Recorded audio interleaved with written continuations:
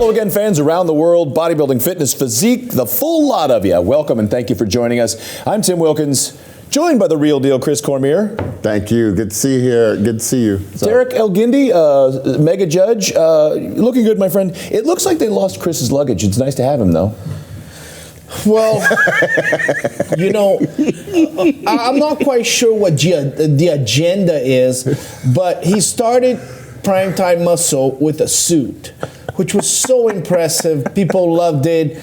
They thought he had changed as a human being. Oh, changed. And then, I needed change. I needed change. He went into the fashion world. With the Louis, the Cartier, the Versace. The Louis and all that. Yeah. Louis down. Louis down, all this. It went from Rodeo Drive to... right now, And you had a great impersonation of me. right We should see that tape. Right now, he's just another version of the Big Lebowski on a Wednesday. Okay?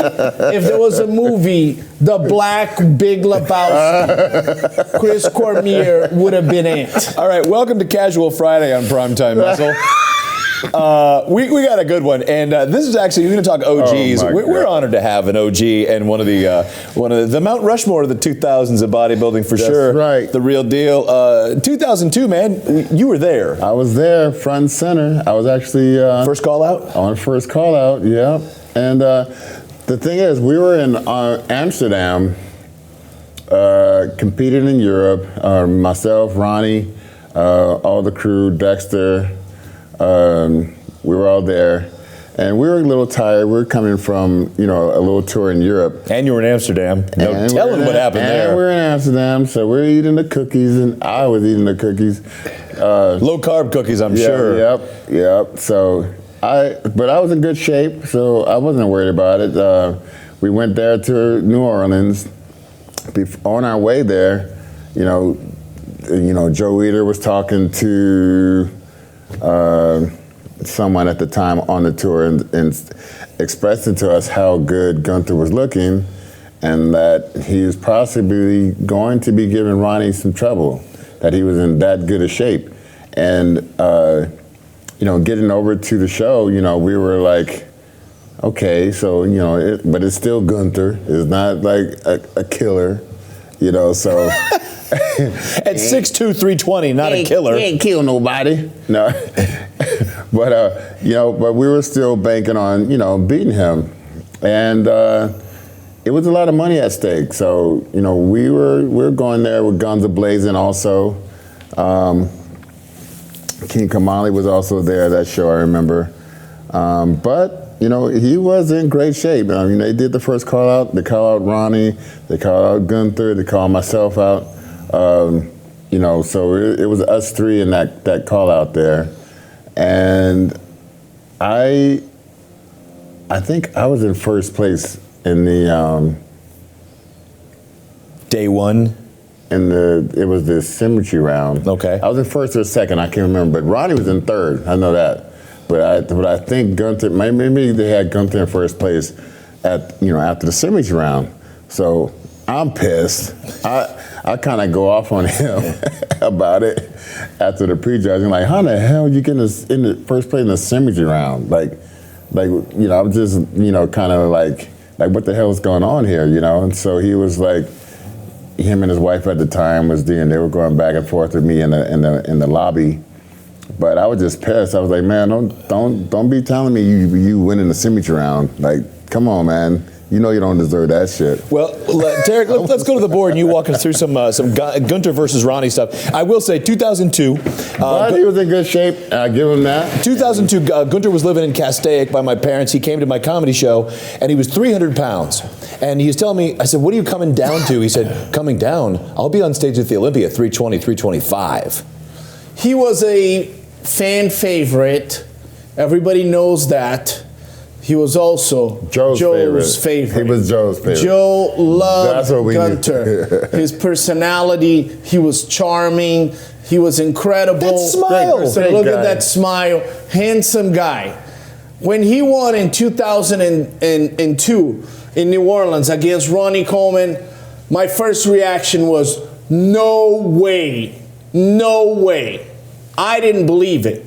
when I saw the pictures, and at that time was magazines, I said, okay, he's big, he's hard, but he's nowhere near the aesthetically pleasing physique of a Ronnie Coleman, of a Chris Cormier. Did he catch them sleeping? I don't think it was Ronnie's best performance, but I just had a little bit of an issue with his waist to clavicle bone. So for a big guy, look, for a big guy, he doesn't have the largest clavicle bones on top combined with the waist. Now, Ronnie was not at his best, but if I was sitting there, and I wasn't, if I was sitting there, he would have to show me a lot of hardness, especially in places like the back, for him to win the show. Now, I was in third, so, I mean, obviously it was like some shots I would win, some shots Gunter would win, some shots Ronnie would win. But that wasn't, that at that time it was a lot of shape and a lot of aesthetics going on in the judging and in the flavor of that type of year, you know. So it just kind of hit everyone by surprise.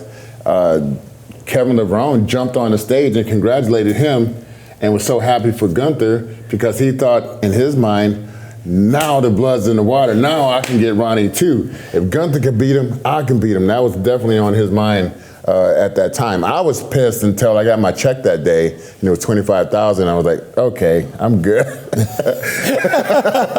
Let's go to the club. Straight to Versace. Let's go to the club now. Let me buy a watch and forget it in the hotel. Somebody's making it rain. Hey, man, listen, we give credit to Gunter because he was hard. He was harder than usual, and it was his best, and possibly he caught two of the greatest bodybuilders not at their peak. Coming from Europe. Olympia time, that performance did not duplicate, correct? Correct. Because that's where I think he placed fifth that year in Olympia. But I mean, it was a good place for him. But it was just the time of coming from Europe and all that stuff. That's what I was feeling. But I'm not going to take anything away from him because he did look good that day. So let's go down to the back shots. Got back double by versus just a semi, almost relaxed back lat spread for Ronnie. And you're right, hard as nails. He's not missing any parts. Low back could have been a little more developed compared to the striated Christmas tree, the branches on Ronnie. But that's not a bad shot, guys. No, Tim. And I think when Joe Weider approached Chris Cormier and he said, Gunter is looking incredible, Ronnie might be in trouble, what he was referring to is, I took a gander at this guy and his conditioning has never been this good. Right. And credit to Joe and Gunter, this is his best conditioning. So I still think he needed to be more large on top.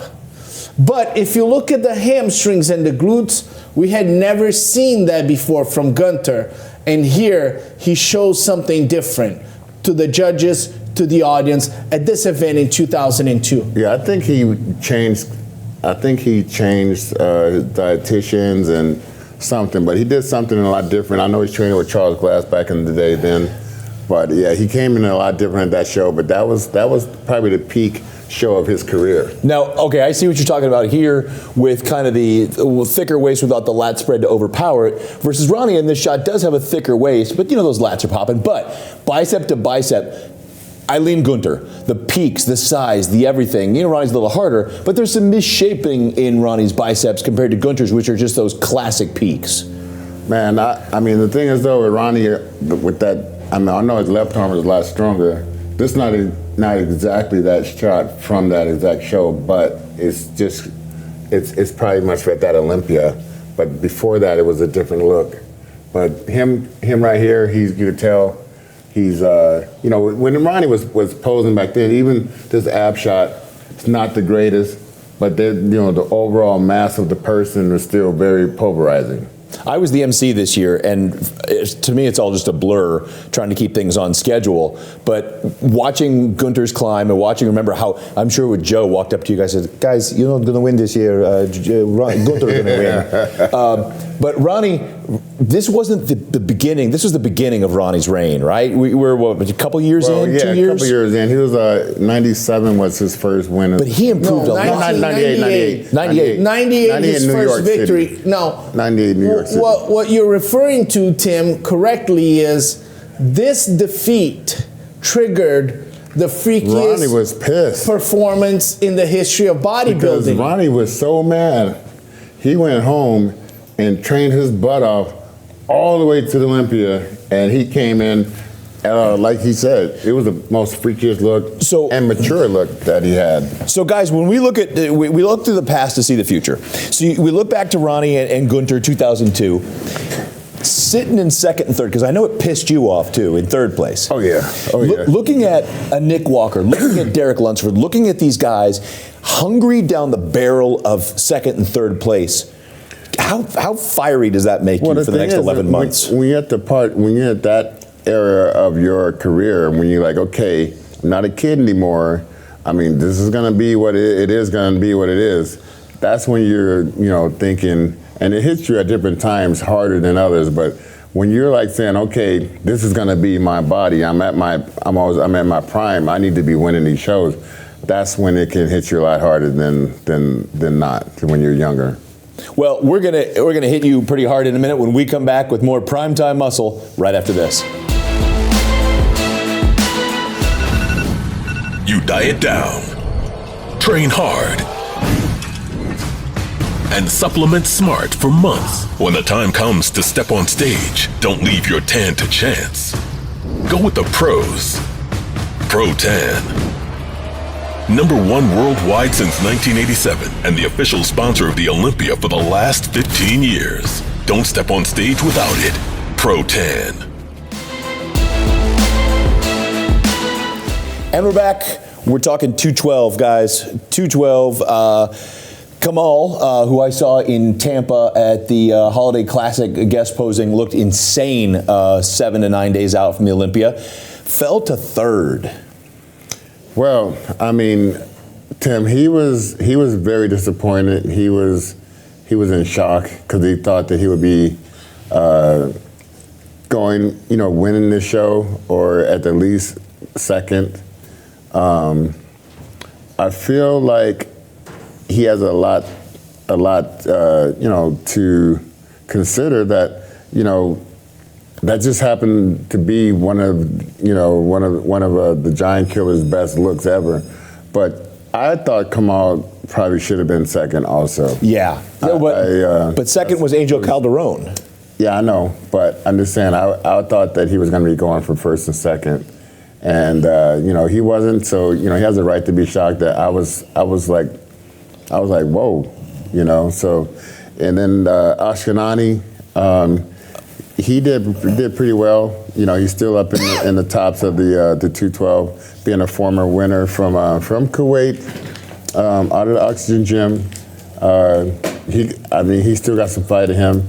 And don't mention my man Breon Ansley, because I think Breon Ansley deserves to have his hat in that top honors of the 212 class. So he's one to watch for this year. So you were big to point out when we were talking last night about Angel Calderon, and what a not a shock, but a nice surprise to see him in second place. Yeah, because he's a competitor from Spain, highly experienced, and he's also won a open pro bodybuilding show. So if you look at Sean Clarita, Angel Calderon, and Kamal, they've all gone to the open and they've done well. What Angel Calderon has is size and conditioning. What he doesn't have is the shape. Now, I'm going to respectfully disagree with Chris Cormier because I did think that he surpassed Kamal. Kamal is conditioning, and Angel Calderon brought conditioning. Kamal is not as aesthetically pleasing as Sean Clarita, but Angel Calderon either. He's not. But he also beat Kamal on mass. So that's why he moved up to second. Maybe Kamal could have been just a little tighter. Now, Ashkenani is a great bodybuilder. He's huge. That backlet spread is incredible. we're gonna have to see more detail in some poses. Those legs. Those legs are massive. We're gonna have to see more detail. From the side, you got the size, but you got to get the detail throughout the quads. You got to get that deep tissue, Ascanani. You got to get you know. We're bearing down to maybe a few more years for him to do in this competition, but I feel like if he can just bring that same magic that he brought when he won the title, that's going to fare him up a lot better. So to your point, when he sits on that side chest and hits that quad, right? It's got the sweep, it's got the ham drop, which is nice. What do you think? The same effect to the front. Okay. The same effect to the front. Kamal, you know, he's been doing well. You know, as you said, you know, we saw him in Tampa. Did great there in the open class. You know, and I'm sure he's very disappointed thinking he have a shot, you know, at the title. But, you know, it didn't pan out that way. Not to take anything away from Angel, but, you know, because I know I've seen his mass, his density, you know, throughout the chest area, just the waist area. He's got to pay attention to that. I don't know if it's controlling it on stage more or something, but, you know, if he can do that, then I would give him a nod to even being fighting for that first place spot also. Before we get into the other guys to watch, which is always outside of Breon, of course, who we can't forget, I think only one other guy has done this, and I think it was Vince Taylor, who successfully went to the Masters Olympia, won the Masters O, and competed in the Open or his own class. You know, they didn't have the 212 back then. They competed at the Olympia. So it would be so awesome to go to Cluj-Napoca in Romania. Kamal, I'm just dropping that bomb. You did that pretty good. Of all the Clujes, my favorite is Napoca. But it would be awesome, Kamal. Go to Masters Olympia, win that title in Romania, and then go and do the Olympia in Orlando. Just phenomenal. So I met Kamal in January 2018 in Tunisia. I was judging the first Pro League show in Africa. And Kamal offered to be the master of ceremony. And he was incredible. At that point, he told me, I'm going to win the Arnold Classic 212. And I looked at him and I said, well, that's a pretty audacious prediction. And it turned out he won. And then he went on to win the Olympia. It looks like every time I do a live with him, I talk to him, that despite being 50 years old, this guy is peaking. I don't know what he's been eating, what he's been drinking. His legs don't look 50. You know, but he just feels like this guy is peaking in his 50s. I'm not quite sure how this happens, but he might be one of the first guys we're seeing as peaking in his 50s. It's incredible. He needs to always beat guys on conditioning. He needs to be the most conditioned guy. That's how he beat Derek Lunsford. Remember? He got Derek Lunsford out. That's how he beat Sean Clarita, conditioning. Because his waist is not the smallest and he will never be the biggest 212. Looking at the placings, Angel Calderon has no more place to grow. I mean, he's capped out. I want to talk to you guys about Ashkanani, needs separation. We've never seen that separation. But I want to talk about the guy from Ukraine, Oleg Kriv. He is always mega conditioned. And if somebody slips, he's going to move into that top 3. In my personal opinion, the one to watch, and hey, Breon is undoubtedly going to be in the mix. The guy who placed 8th, Felipe Moraes from Brazil, great competitor, just doesn't know how to pose. Doesn't know how to pose, Chris. I talked to him after the show.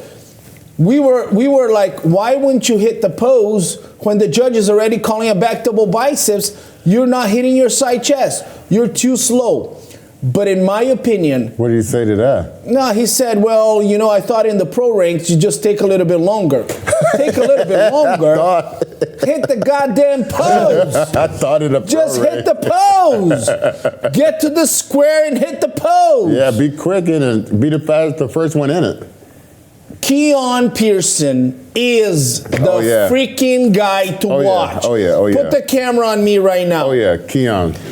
Keon Pearson is the most genetically gifted guy on the 212. But I want you to pay attention to this, because Keon Pearson will eventually move to the open division, and he might follow on the footsteps of Derek Lunsford. Put that on camera, because I want you guys to play this in about 4 years. No, he shocked me. Where did he place this year?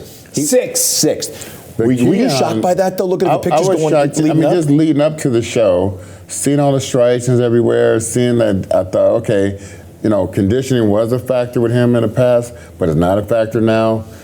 People are going to see that front double bicep with that small waist and that shape to that physique. It's got one of the best shapes in the sport. Yeah. And just to see that, he has the striations there in the quads.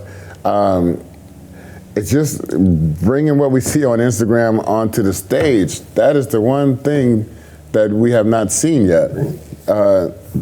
Just knowing him for many years, even when he was more on the natural side of things, I'll leave it at that. He still had great potential then, but he is, rightfully, probably got the most astonishing, outstanding physique, just like the aesthetics. Yeah, sometimes for me, guys, the 212 is a difficult thing, because you're trying to stay under that, so you're going to be shorter. I'm not going to find it politically. Shorter? You saying 212? Shorter? 212. You saying shorter? Little fellas. They don't like to hear that sometimes. They like to be called big men. Vertically challenged, little big men. You're gonna get canceled, Tim. You're gonna get canceled. Don't cancel us. I can hear the protests outside. I'm backstage doing the broadcast. Bring a step ladder and come tell me. I don't know. Bring a milk crate. Come tell me. Well, you've insulted millions and millions of people with one comment. Millions. And you're gonna get canceled. Call Bob Ciccarillo. I could take this in a minute. But my point being that you tend to, it's harder to pack that much mass into an aesthetic package. At what is Sean Clarita? 5'4"? But he looks like a big bodybuilder. He's just 5'4". But he's just not that tall. But it's just packed. All that muscle in such a compact area. Arms, to find this lat spread. That lat spread is to die. Yeah. And I just want to see it. I just want to see it. Mark my words. I want to see it. He's gonna be on the open eventually, because he's gonna get bigger, and this guy will be following the footsteps of Derek Lunsford. Well, if that happens, that's going to leave some really pleasant chaos in the 212 while they scramble to see who fills that position. And we've got some really great stuff to talk about when we come back. We're going to be talking about little women's bodybuilding and what is that delicate balance. We'll talk about that when we come back.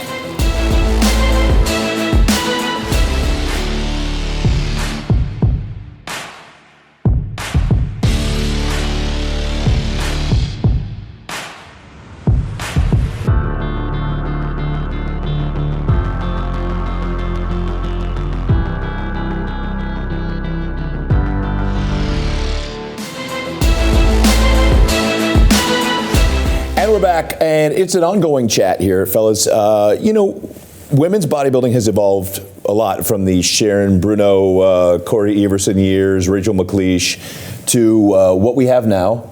And in the middle, so have the men's bodybuilding. So have the men's, from we are not complaining that people don't look like Larry Scott. No, by no means. But to that end, there is a balance that we're, as judges, you set the tone for what is the gold standard. Whoever wins the Olympia, the top 5, that's the gold standard for what competitors should try to look like to climb the ranks. Angela Yo took second last year. Impressive. Very impressive. But with the women, how shredded is too shredded for your taste, Chris?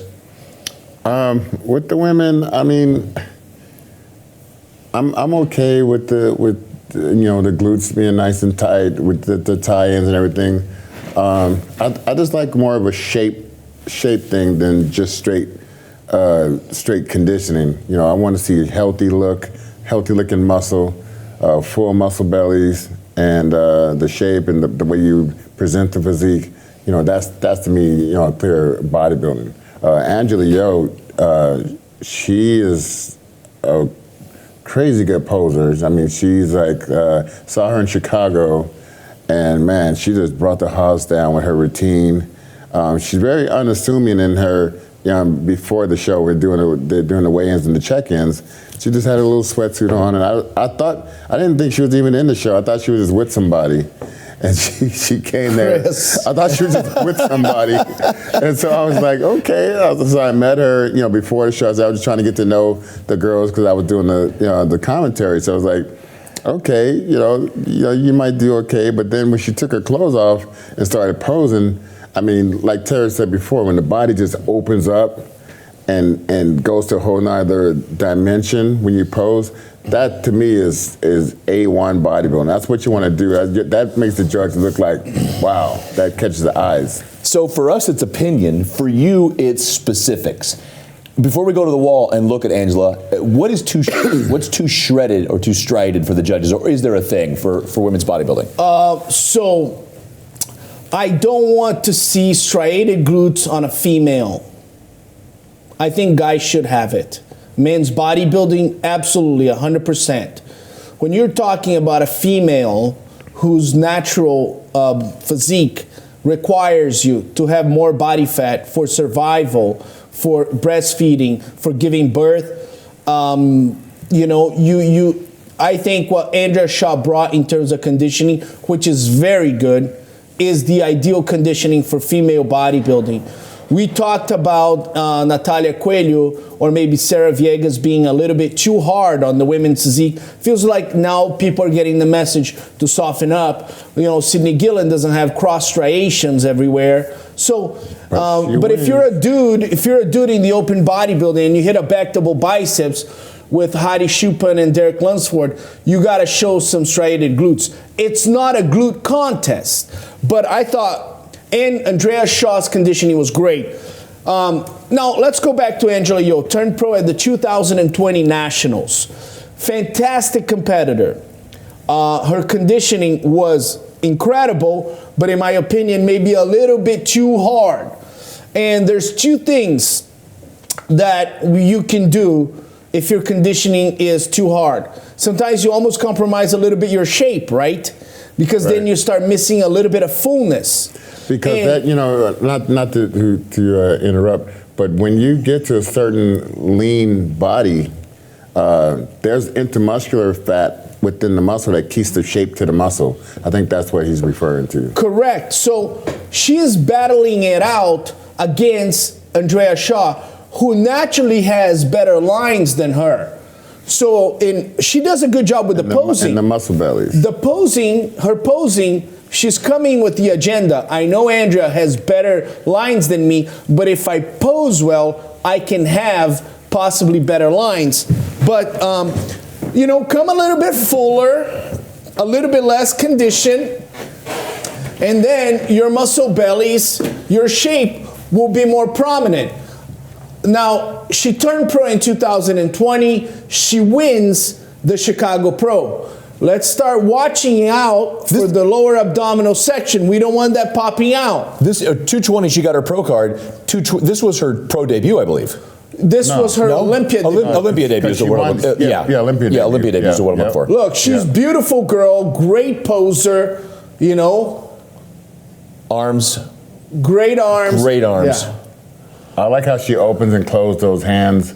You know, that's one thing that shows someone at the artistic. Stop that real quick. Go ahead, Chris. Yeah, the artistic versions and poses. Those are great poses. But you see in separation, you see some beautiful muscle bellies here, but without striations to an extent. I mean, it's nice. I actually think she looked a little softer for the finals, and she looked better. At prejudging, she was hard as nail, but she got a little softer at the finals, and I think that overemphasized her shape and her lines. Andrea Shaw was not as conditioned as her, and I think Andrea Shaw's conditioning was just perfect. So, Chris, this is something that competitors deal with all the time. So either you miss your peak or you just refeed Saturday night after the show. Sunday morning, you wake up and say to yourself, if I would look like this Saturday morning for prejudge, I'd be carrying a first place trophy with me now.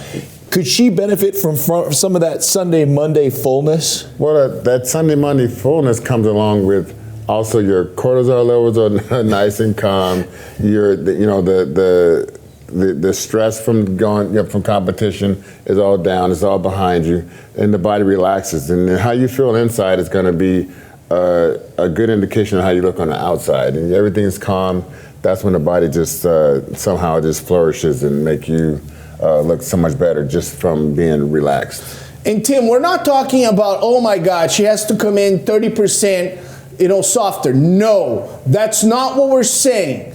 What we're saying is she could have been 3 to 4% softer, which would have emphasized a little bit more her lines. Now she has a little bit more fullness to her poses, and that makes her waist small. I like how you open and close those hands. That was nice, huh? Yes. He's artistic. Wow. Does that make sense? Yeah. And a lot of people came up to me and said, well, Andrea Shaw, what do you think was her best look? I thought 2022 was better than 2021 because I think she was just a bit softer, which emphasized her shape. So, hey, we love conditioning, but if you're too conditioned, you might compromise your fullness, you might compromise your lines, because then you get kind of stringy. Great poses here. She is a great poser. And she's a doll. She came off the stage and she goes, oh my God. She was so happy. This is my first Olympia. I placed second, and you couldn't help to be happy for her because she's an incredible competitor, and now she's battling with Andrea Shaw. And do I believe that she could be the one to really put on a fight? Because she just turned pro in 2020. Tim, this is a young girl that can really get better every year and start sending a message to Andrea Shaw. You're not by yourself here, girlfriend. Yeah, because I saw some of the weights she's tossing around, and she's very relaxed in the gym, but she is pushing some monstrous poundages in the gym. Well, we've talked about rivalries between, say, you and Flex. We got modern rivalries like Sebum and Breon. I'm not saying that Andrea Shaw is someone who gets complacent at all, but it's going to drive Andrea to be better, and it's definitely going to drive her Angela to be better with her nipping at her heels. It's gonna take women's bodybuilding up and up and up. Helle Trevino is an incredible competitor. Do we think that she's gonna hit her peak right now? That's a question. Margie Martin, she has that mass, which could go against Andrea Shaw, but we don't know if this one is on the rise. This one is the young horse coming in and say, hey, I can be better. Yeah. And Andrea Shaw's still a level above, but I like Angela. We like Angela. Well, we were talking about one more last night, one other female bodybuilder. I think Margie Martin we've seen her last. I think she retired at the 22. At the Olympia. And there's one more in that top 5 that really shocked us. She looked beautiful. And I want to say, it's not Angela, Michaela Aycock. Michaela Aycock. So Michaela is a different case. And I also think I love Michaela, sweetest girl in the IFBB Pro League. I've judged a show that she won in Omaha, Nebraska. That's another one that the conditioning is so good that if she came in a little bit fuller, it would help her shape. Right. She's a shorter competitor, and for Michaela Aycock, oh, sure, he can say it. Shorter. I say shorter. So every time Michaela and Angela hit poses, they need to be conscious that Andrea Shaw is next to them. They need to know Andrea has better lines than me. How can I minimize her victory on me on these poses? So Michaela and Angela, they need to pose aesthetically, and she's doing a great job. And if they are over conditioned, they're gonna become a little bit stringy. But if they have a little bit of fullness combined with the posing, now you're looking at Andrea Shaw and going, she has amazing shape, but Angela and Michaela as well. Well, there's some hints. If I just saw Andrea Shaw, and by the way, she doesn't look like she's just attending the show with somebody. I hugged her and my hands didn't touch, so her off season's going well. Right. But if you're Angela, Michaela, Helen Trevino, you know what to do. As always, get to it. We look forward to seeing who else qualifies, and use this guidance, that extra fullness when you're bringing it to the stage. But also, Haley, she was injured this past offseason, so her just making it back to the show, she was almost like a surprise to get back in it. So by her taking third, I thought that was pretty tremendous for her. Yeah, she looked amazing. Tara Kilgindi. Great to be here. Women's bodybuilding is well and alive. I want to send a message to the women's bodybuilding champions, all of them competing. It's not only that we brought women's bodybuilding to the Olympia stage, it's actually that the competitors have shown to be incredible and amazing. So you can create a division, you can try to bring it back. If the athletes don't show up and they don't display amazing physiques, nobody's gonna like it. Well, all the female bodybuilders, you girls are doing a great job. That support. And we love what you girls are doing. We are huge fans of yours. If you want to see more women's bodybuilding, you gotta like, you gotta subscribe, you gotta do it. Show your support. Leave us your comments as always. And as always, thank you so much for your support of Primetime Muscle. We appreciate you, and we appreciate you sharing this with your friends. And we look forward to seeing you next time right here with the three of us.